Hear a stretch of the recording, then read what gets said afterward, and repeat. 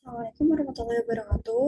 Selamat pagi, salam sejahtera bagi kita semua. Pertama-tama saya ucapkan terima kasih kepada Bapak Sandika Aryuda Rahman, SEMM, selaku dosen pengampu mata kuliah studi kelayakan bisnis atas waktu dan kesempatannya. Pada kesempatan kali ini, saya ingin memperkenalkan usaha saya yaitu Glow Grow Skincare.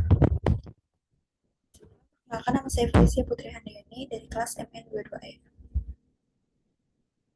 Di sini saya akan membahas tentang pendahuluan, aspek legal bisnis, aspek pasar dan peluang bisnis, aspek keuangan, aspek manajemen dan operasi, aspek teknis dan operasi, terakhir aspek lingkungan. Yang pertama yaitu ada pendahuluan.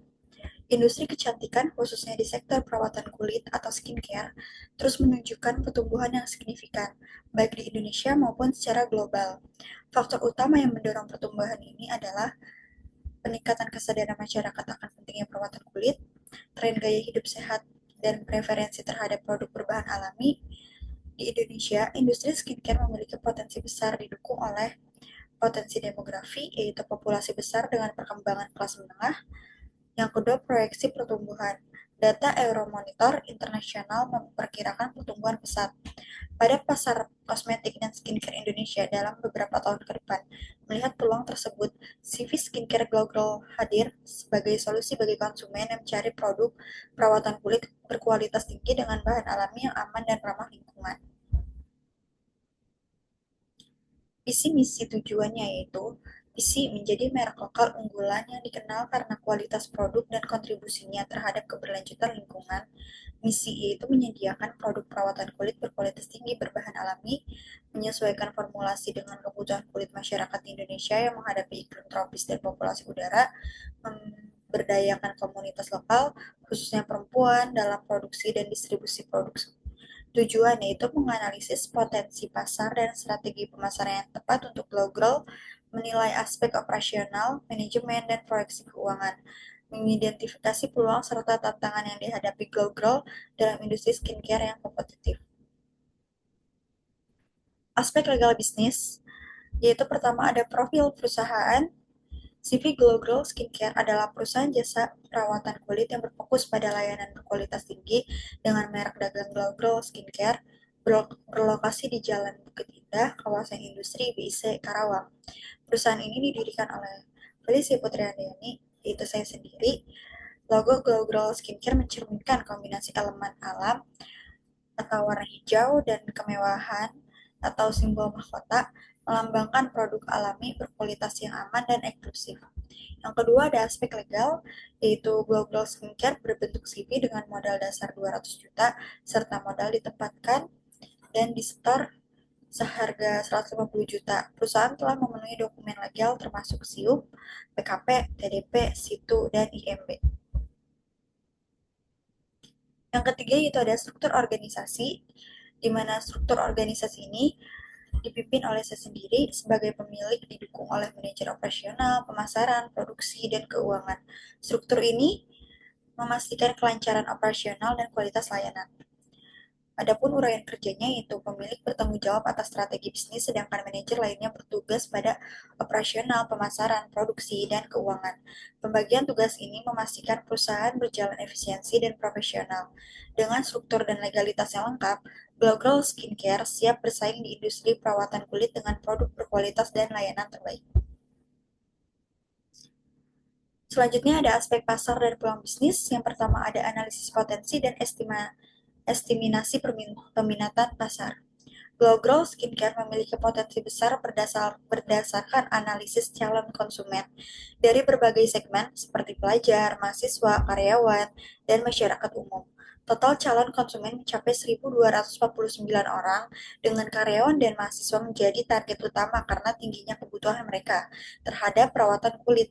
Dalam satu bulan, potensi konsumen dari dua segmen ini mencapai 689 orang, yang menunjukkan pasar yang menjanjikan untuk layanan perawatan kulit Glow Girl Skincare. Yang kedua yaitu ada analisis pasar yang dipilih. Segmentasi pasar difokuskan pada karyawan dan mahasiswi yang merupakan konsumen utama produk perawatan kulit, keduanya segmentasi memiliki kesadaran tinggi terhadap kesehatan dan kecantikan kulit, serta kemampuan daya beli yang sesuai dengan produk global skincare. Yang ketiga yaitu ada analisis buaran pemasaran. Yang pertama ada produk, yaitu fokus pada perawatan kulit alami, ramah lingkungan, dan diformulasikan khusus untuk jenis kulit tertentu. Harga, yaitu penetapan harga kompetitif sesuai kualitas dengan mempertimbangkan segmen menengah hingga premium. Tepatnya yaitu distribusi melalui toko fisik, e-commerce, dan media sosial. Kolaborasi dengan toko kosmetik lokal memperluas jangkauan pasar.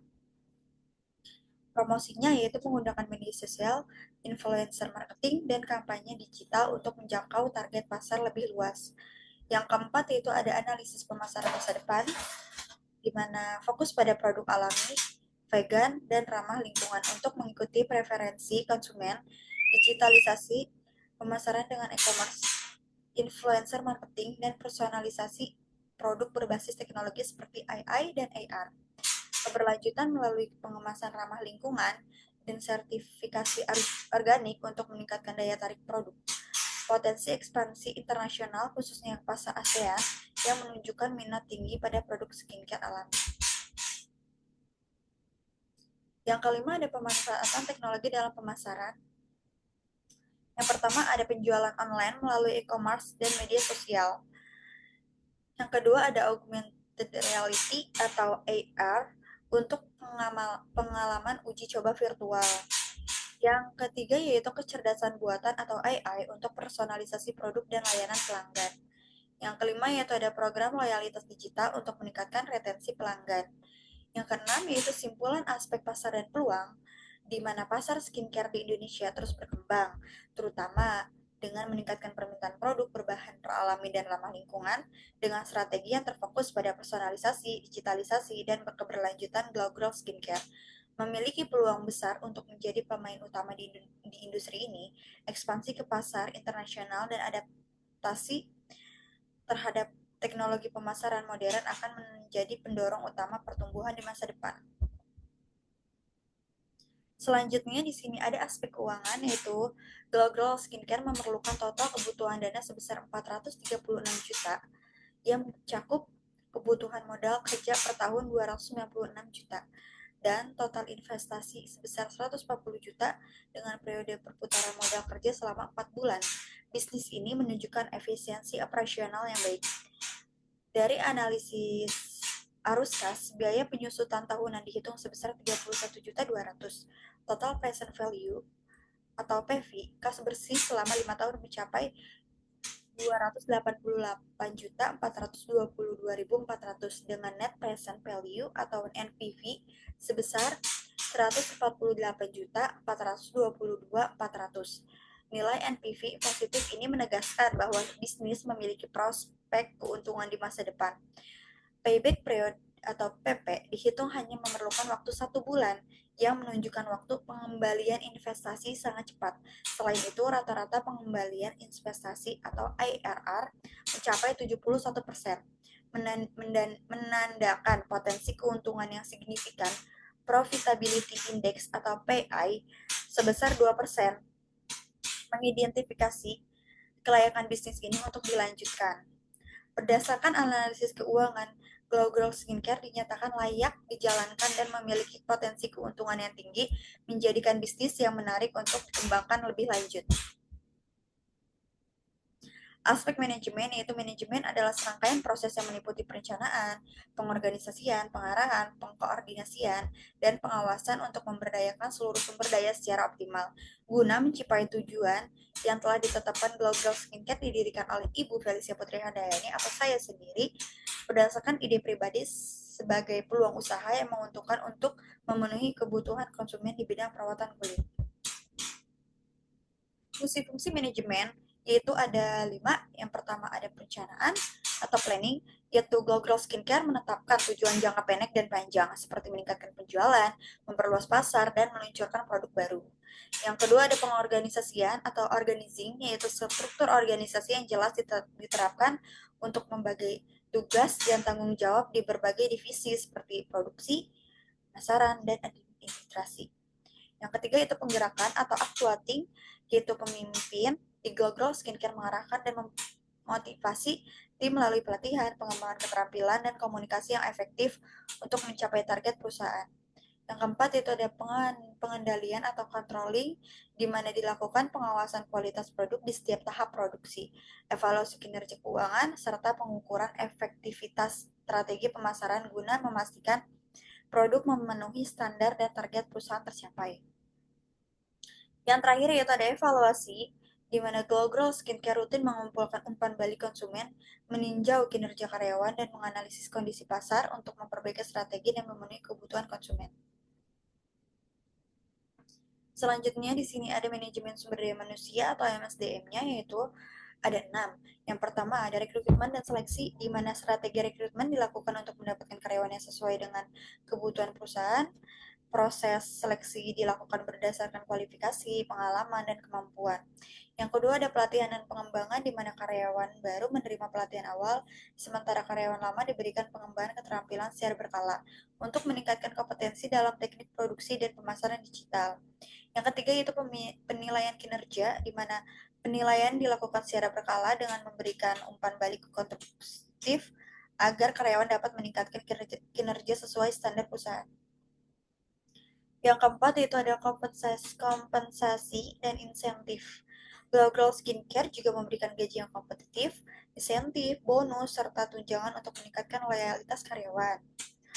Yang kelima yaitu ada motivasi dan kesejahteraan, di mana perusahaan menciptakan lingkungan kerja yang positif, fleksibel, dan mendukung keseimbangan antara kerja dan kehidupan pribadi karyawan.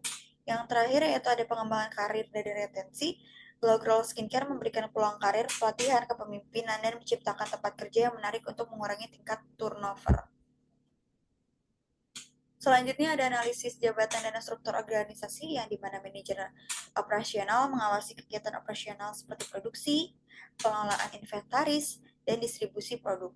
Manajemen pemasaran yaitu merancang strategi pemasaran, kampanye media sosial, dan kerjasama dengan influencer.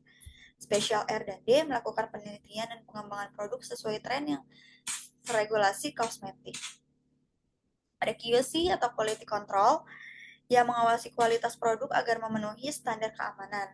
Customer Service di mana menangani pertanyaan dan keluhan pelanggan untuk memastikan kepuasan mereka. Struktur organisasi fungsional ini memudahkan spesialisasi tugas dan meningkatkan efisiensi kerja, meskipun memerlukan koordinasi yang baik agar departemen untuk menghindari hambatan komunikasi. Selanjutnya ada perencanaan sumber daya manusia, yaitu ada perencanaan SDM. Global Skincare mencakup pemetaan kebutuhan tenaga kerja, rekrutmen, pelatihan, manajemen kinerja, serta retensi karyawan.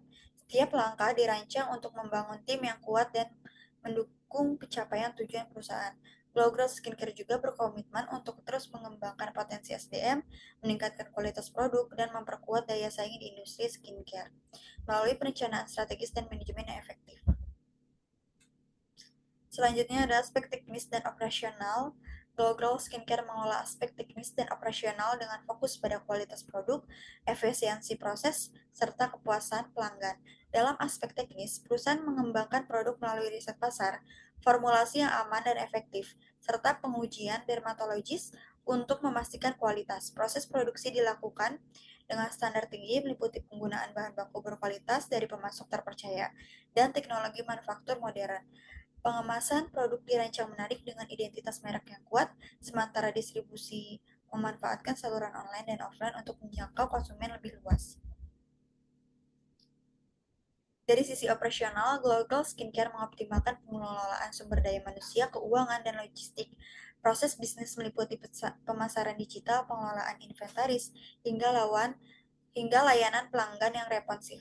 Area operasional seperti ruang konsultasi dan perawatan ditata nyaman dengan pencahayaan lembut dan elemen branding yang mendukung suasana. Selain itu, perusahaan juga mematuhi regulasi industri dan memastikan kebutuhan terhadap standar kesehatan dan keamanan produk. Investasi awal mencakup peralatan produksi dan perawatan kulit seperti mesin laser, mesin facial, dan alat pengupas kulit. Dengan estimasi biaya total bervariasi tergantung kebutuhan, langkah-langkah strategis ini memastikan Global Skincare dapat bersaing di pasar skincare dengan menyediakan produk berkualitas tinggi yang memenuhi kebutuhan konsumen.